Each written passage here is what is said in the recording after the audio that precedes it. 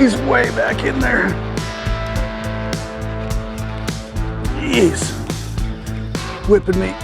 Got a lot of grass, but we got a bass on there.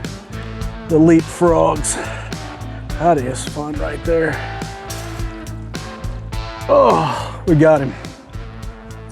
That leap frogs by Z-Man is probably the easiest frog to walk I've ever thrown, and the hookup percentage is absolutely amazing. This here, you know, a lot of times the little fish will try to bite your frog, and you hook them almost every time on this. It's a frog that's not going to break the bank and is one of the best I've thrown. I know this is the only frog I throw.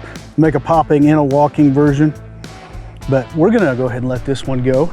Try to get us another one. I'll tell you a little more about the frog here in a minute.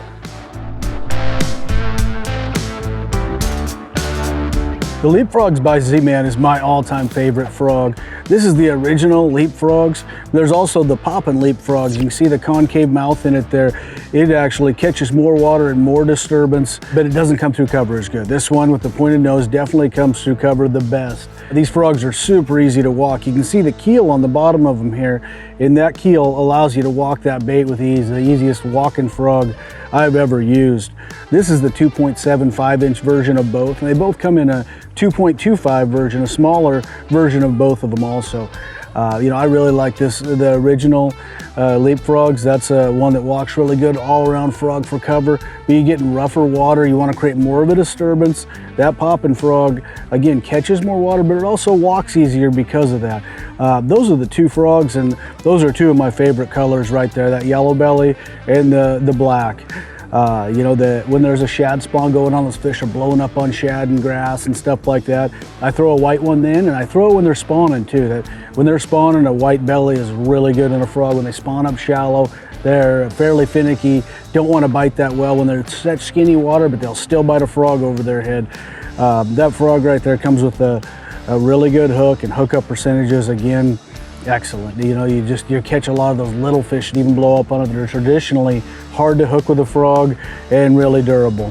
I trim the legs on them. They come that long, so you can see what kind of leg length you have. I like to trim them to about right there, and it just creates a little bit smaller profile, gets more of that attention up towards the business end where the hooks are. I'm gonna get back and catch some more fish though. I've had enough talking for now.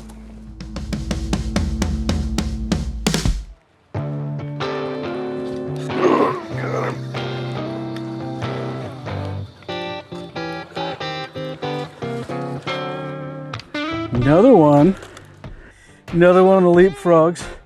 Not a giant, it's still fun though. These fish seem to be pretty smart here. You know, we're actually having to work this by working across the pads, and I start working it fast and they come and chase it out. That's how I got that one. You know, they're looking at that bait up above them, see them in the pads, and it starts working fast, walking out of there really fast, and they have to go get it before it gets away. That was a pretty good time. I'm ready to get another one. The leap frogs by Z-Man is a frog you really can throw. There's two different frogs. There's the leap frogs and there's the poppin' leap frogs, but really the leap frogs itself is really good for cover when you're in this stuff that you want the bait to come through better, just the pointed nose. And really all I'm doing, it's really easy to walk. I'm just twitching the slack in my line. That's really important to keep that slack in your line.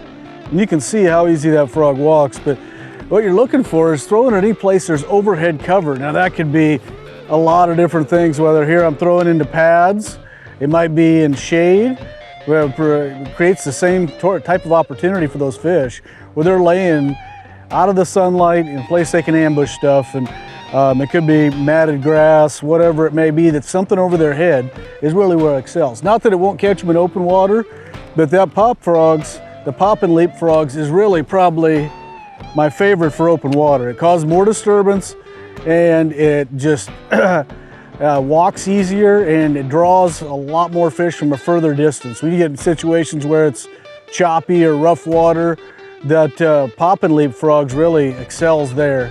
But around this thick of cover like this, the regular leap frogs is hard to beat. And, you know, fishing this frog, I'm throwing a 7.2 heavy action rod. So it's something that's got a lot of backbone, but the shorter rod is as much as anything easier on me just working. You can see how much my tip is working to work that frog. You do it all day and it wears you out with a big long rod. This a little bit shorter rod really helps with your arm fatigue, if nothing else, We're throwing it on a Corrado K200G, so it's an 8.5-to-1 fast reel. You know, I usually use it a little more open water frog and that fast of a reel. It works for this, but you just have a little bit more power with like a 7.4-to-1.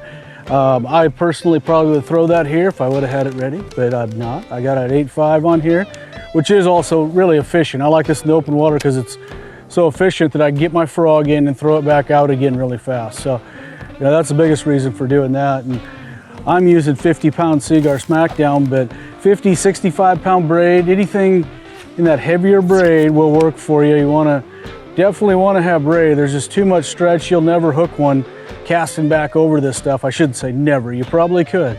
But the heavy rod and 50 or 65-pound braid is definitely the best setup for this.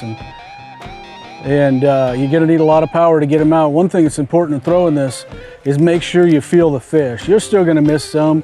They'll get the legs, but always reel down to where you can feel that fish on the end of there. Let them have it for a second. If they're going to get it, they're going to get it, and you're going to get them by letting them have it a little bit longer. A lot of guys like to jerk when they see the blow up. The fish is still pointed towards you. You just miss more fish, and definitely not as effective as letting them have it. It's fearful to let them get in the cover, but also the best way to get them and get them out.